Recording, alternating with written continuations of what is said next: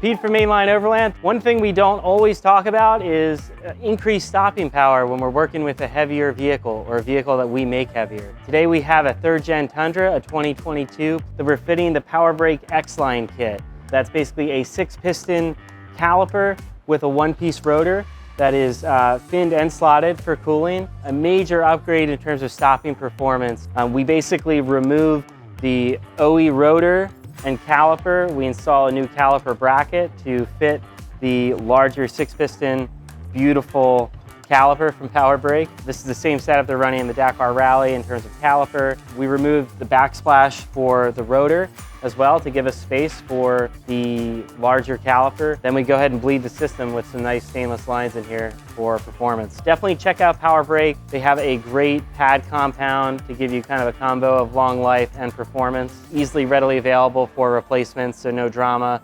When you do go through a set of brake pads over time like you will with any set, they are available and we can get them replaced for you.